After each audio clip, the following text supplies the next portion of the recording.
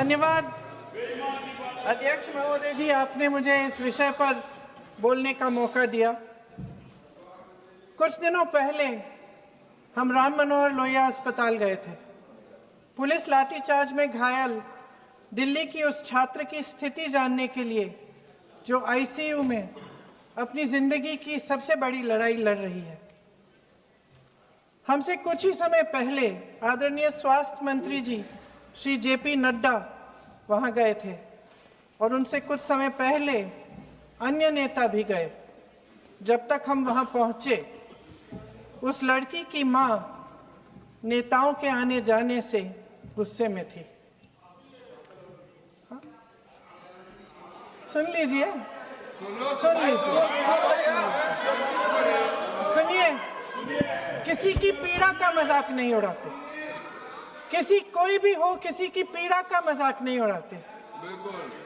आप संसद में बैठे हैं, निशिकांत जी आप बना रहे हो। जब तक हम वहां पहुंचे, उस लड़की की मां नेताओं के आने जाने से गुस्से में थी।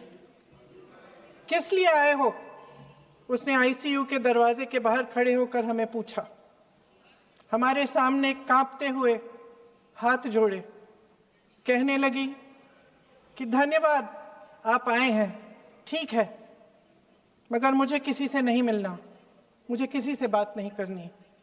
महोदय, उस मां की पीड़ा से उसका पूरा शरीर कांप रहा था, लेकिन उसने दृढ़ आवाज में कहा, सुबह से बड़े बड़े लोग यहां आ रहे हैं, एक के बाद एक वीडियो बना रहे हैं। वह भी आए जिन्होंने मेरी बेटी का ये हाल किया है। किस लिए? उसने हमसे पूछा। किस लिए? मेरी बेटी की बलि तो चढ़ गई है, लेकिन उसे कुछ भी हो जाए तो मैं उसके लिए अपने आप लड़ूंगी। मुझे किसी की मदद नहीं चाहिए, मैं अकेले लड़ लूंगी। महोदय, शायद मुझे यहाँ खड़े होकर सबके सामने ये बात नहीं कहनी चाहिए, मगर उस माँ की गुहार ने मुझे शर्मिंदा किया। उसके दिल के टूटने की वो आवाज़ जो अस्पताल की दीवारों से में गूंज रही थी, मेरे मन में अभी भी गूंज रही है। इसलिए उस माँ की इजाज़त लिए बिना मैं आपके द्वारा आदरणीय प्रधानमंत्री महोदय जी और आदरणीय गृह मंत्री महोदय जी से पूछना चाहती हूँ कि क्या ज़रूरत थी एक मासूम बच्ची पर इस तरह दमन करने की? क्या ज़रूरत थी उन छात्रों पर आंसू गैस चलवाने की, उन पर लाठियां बरसाने की, उन पर वाटर कैनन्स चलवाने की? क्या ज़रूरत थी उन नौजवान लड़कियों को जलील करते हुए उनके कपड़े फाड़ने की, उनको बेरहमी से गंदी तरह पिटवाने की? देश के युवाओं पर पैलेट गन्स और AK-47 चलवाने की क्या आवश्यकता थी? क्या वे आतंकवादी थे? क्या आतंकवादी हैं? टेररिस्ट हैं? हाँ, कांग्रेस बोल रही है। हाँ, कांग्रेस बोल रही है। जवाब दीजिए, जवाब दीजिए। कांग्रेस बोल रही है, जवाब मांग रही है, जवाब दीजिए।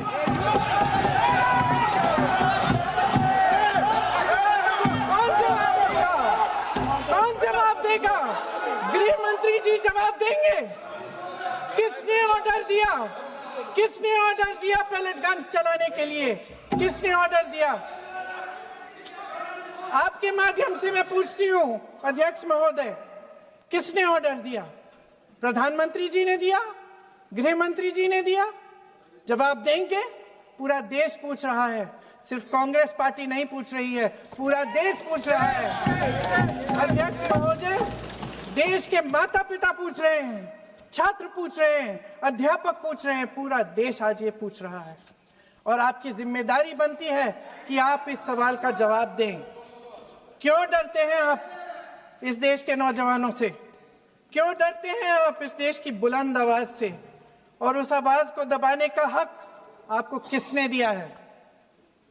महोदय, ये सदन यहाँ बैठे हुए सांसदों की जागीर नहीं है, ये इस देश की अमानत है। यहाँ बैठे हम सब, इस देश की जनता, इस देश के युवाओं, बुजुर्गों, गरीबों, अमीरों और सब धर्मों, सब वर्गों के देशवासियों के सेवक हैं।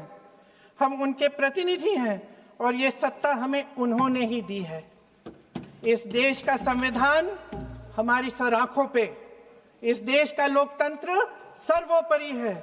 इसे ध्वस्त करना पाप है। यह करोड़ों जनता हमसे सिर्फ एक चीज मांगती है, जवाबदेही। इंग्लिश में इसे अकाउंटेबिलिटी कहते हैं।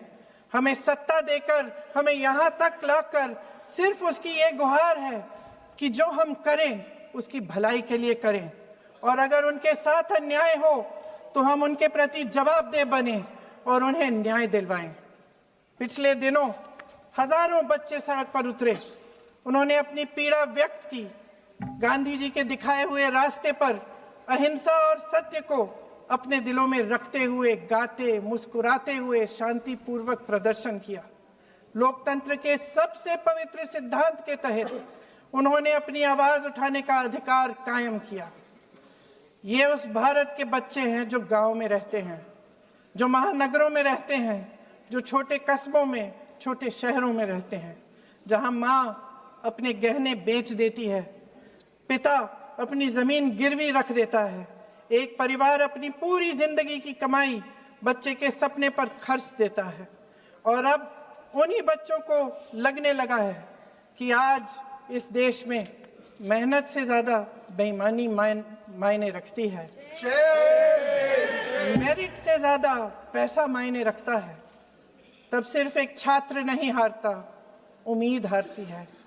इन परेशान बच्चों ने अपनी उम्मीदें आपसे साझा की। उनकी मांगे क्या थी?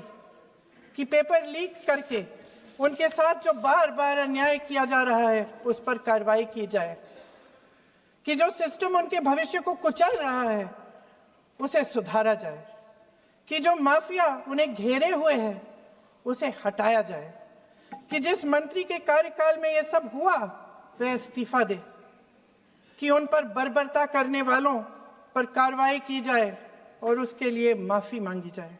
बस यही उनकी मांग थी ना, कि जो शिक्षा और स्वतंत्र अभिव्यक्ति का अधिकार उन्हें संविधान ने दिया है उसे कायम रखा जाए। महोदय, हमारे एजुकेशन सिस्टम में कुछ समय से बहुत खामियां भर चुकी हैं। बच्चों पे जो प्रेशर डाला जाता है उसकी वजह से सैकड़ों बच्चों ने आत्महत्या कर डाली है। उससे भी ज्यादा बच्चे डिप्रेशन में डूब रहे हैं। परिवारों पर बच्चों को पढ़ाने लिखाने के लिए घूस, capitation fees, tuition fees, coaching fees आदि के घिनौने दबाव हैं। लोन लेने पड़ते हैं, सामान बेचना पड़ता है और उसके बावजूद कोई गारंटी नहीं कि उनके बच्चों के भविष्य मजबूत बन पाएंगे, क्योंकि बेरोजगारी चरम पे है। इस सरकार ने रोजगार पैदा करने वाले सभी सेक्टर्स को लगातार कमजोर किया। एग्जामिनेशन सिस्टम खुद फेल हो गया है।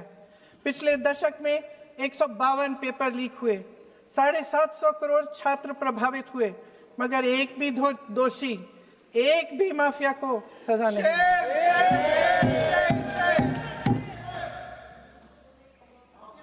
हमारे एजुकेशन में आरएसएस के प्रचारकों को भर भर कर उसे खोखला बना दिया है। जबरदस्ती एनटीए बनवाकर सिस्टम का केंद्रीकरण करके उसे और भी उलझा दिया। देश के कुल बजट में, हाँ जी जबरदस्ती, आपने अभी अभी सुना तमिलनाडु के हमारे साथी क्या कह रहे थे। देश के कुल बजट में एजुकेशन बजट की हिस्सेदारी हर साल बढ़ाने की बजाय घटती जा रही है। 1.4 लाख करोड़ रुपया का पूरा बजट एजुकेशन बजट है और 1.32 लाख करोड़ सिर्फ नीट देने वाले 22 लाख बच्चों के परिवारों से हर साल खींचा जाता है। एक और शर्मनाक आंकड़ा भी है। 1.4 लाख करोड़ रुपया हमारा पूरा एजुकेशन बजट और 16 लाख करोड़ रुपए जो मौजूदा सरकार ने बड़े उद्योगपतियों के लोन माफ किए हैं।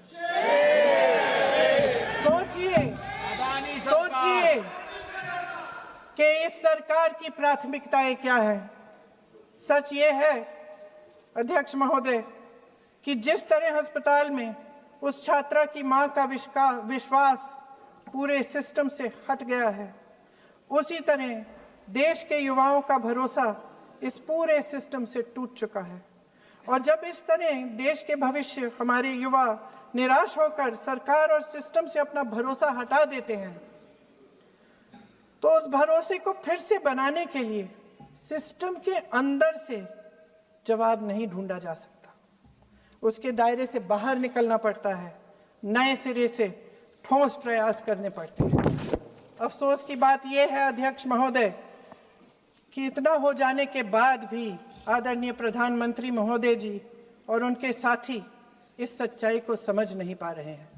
वे अभी भी ये सोच रहे हैं कि पीआर, नैरेटिव चेंज और पालतू मीडिया के सहारे एक बार फिर उनकी नैया पार हो जाएगी। परसों शिक्षा मंत्री जी ने शर्मनाक परिस्थितियों में अपना इस्तीफा दिया और कल यहीं मकर द्वार पर मेरे सत्ता पक्ष के सांसदों ने जिंदाबाद के नारे चिल्लाते हुए उनका संसद में ऐसे स्वागत किया जैसे मानो कोई सुपरस्टार पहुंच गए हैं। विडंबना देखिए महोदय, जब भूतपूर्व शिक्षा मंत्री को मुकुट पहनाया जा रहा था, स्वागत हो रहा था उनका, तब महाराष्ट्र में एक परिवार पेपर लीक पीड़ित अपनी बेटी की आत्महत्या का शोक मना रहा था। आपकी सरकार ने देश के करोड़ों छात्रों को क्या संदेश दिया? आपको किस बात का गौरव है, किस बात का अभिमान है? ये कौन सा अहंकार है? जहां आंखों में शर्म होनी चाहिए, वहां बेशर्मी और स्वागत के नगाड़े बजाए रह रहे हैं। एक तरफ मातम है, दुख है, यहाँ फूल माला डाल रहे हैं। कोई आप पर कैसे यकीन करे? प्रधानमंत्री महोदय जी ने नया शिक्षा मंत्री चुना, एक ऐसे व्यक्ति को इस पद पर आसीन किया जिसने एक गर्भवती महिला के बलात्कारियों की रिहाई पर अपनी सहमति व्यक्त की, खुशी जताई। देश की करोड़ों लड़कियों को प्रधानमंत्री जी ने क्या संदेश दिया? सर, अखबारों में है सर, जो प्रहलाद जोशी जी ने बिल्किस बानो के बलात्कारियों की रिहाई पर जो बयान दिए, उसका प्रमाण मैं आपको दे दूंगी, मैं भेज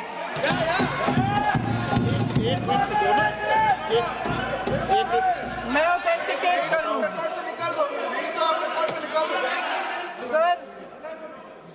sir, here is a newspaper article. Sir, अरे आपने पूरा बुक ले गया है, आपने बुक ले गया सकता है।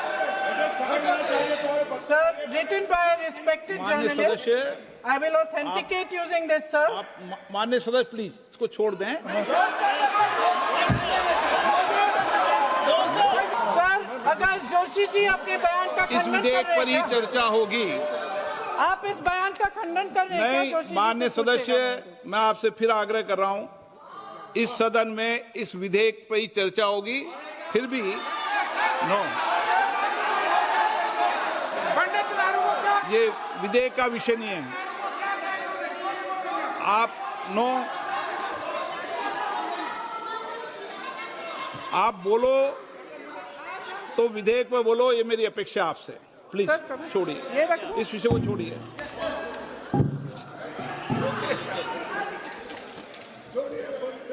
आज हम सदन पटल पर एक ऐसे विधेयक में संशोधन पर डिबेट कर रहे हैं जो 2024 में पारित हो चुका था, और इसमें मुख्य संशोधन यही है कि पेपर लीक के अन्य अपराधों के लिए सजा बढ़ाई जाएगी।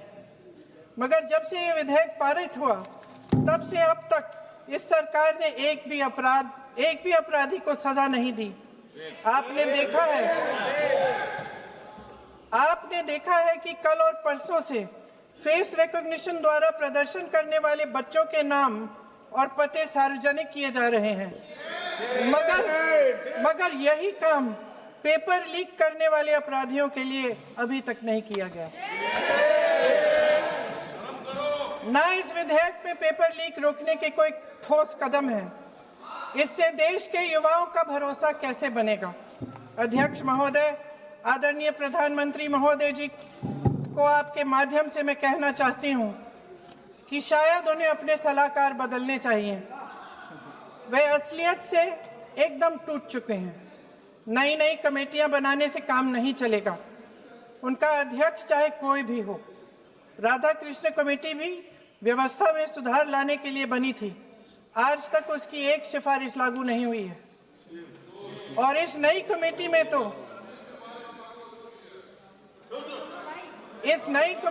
तो एक एक्स-आईबी चीफ,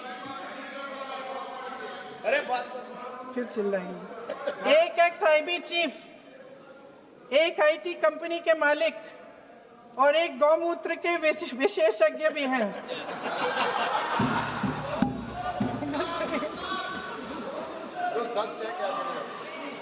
इन्हें शिक्षा के बारे में क्या पता जी? सर सच है। आप आज मेरे से नाराज हो रहे हैं। मन मुस्कुरा लीजिए। वो आपने भी चुनाव लड़ा।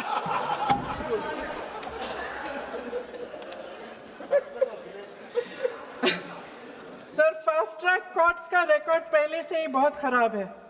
वैसे भी कल की सुनवाई में सीबीआई का वकील पेश ही नहीं हुआ। संसद में विपक्ष को दोषी ठहराने से, खोखले राजनीतिक खेल खेलने से काम नहीं चलेगा। आप जेन जी का भरोसा वापस जीतना चाहते हैं तो नए नए एंगल से अपने फोन से नए नए वीडियो बनाने से नहीं होगा।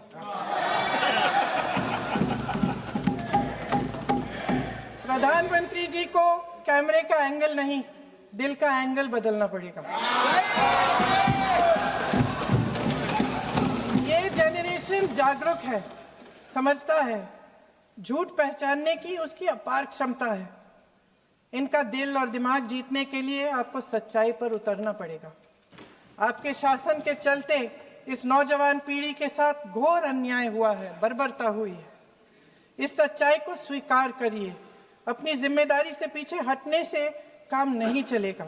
आदरणीय प्रधानमंत्री महोदय जी, आपको जिम्मेदारी लेनी पड़ेगी, ठोस कदम उठाने पड़ेंगे। शिक्षा विशेषज्ञों को इकट्ठा कीजिए, छात्रों, अध्यापकों, सभी स्टेक होल्डर्स को साथ लेकर, अन्य विचारधाराओं के थॉट लीडर्स के साथ गहरी चर्चाएं करवाकर एक नई शिक्षा प्रणाली तैयार कीजिए। मौजूदा नेशनल एजुकेशन पॉलिसी में 8 महीने तो एग्जाम चलते हैं, अध्यापकों को पढ़ाने का समय नहीं मिलता।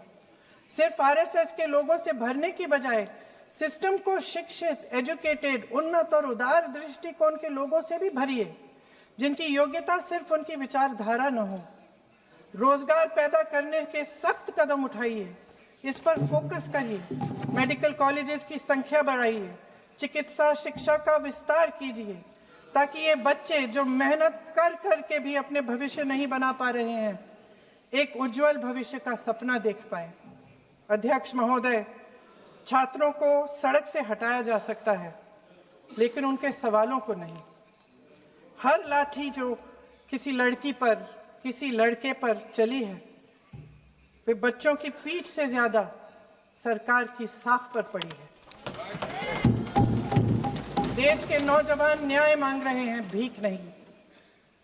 वे यहाँ सरकार गिराने नहीं, अपना भरोसा बचाने के लिए आए थे।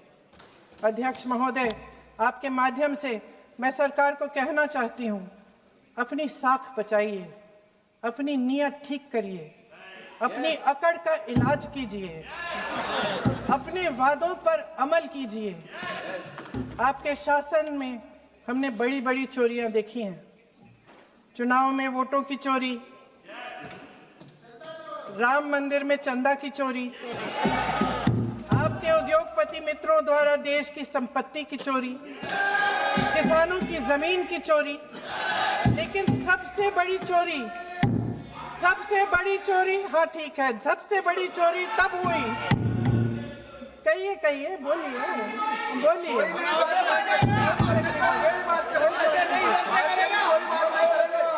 सुन लीजिए, शांति से सुन लीजिए, शांति से सुन लीजिए। आपको मौका मिलेगा, आप जितनी भी चोरियों की बात करना चाहते हैं आप कर लीजिए। अभी मेरा समय है।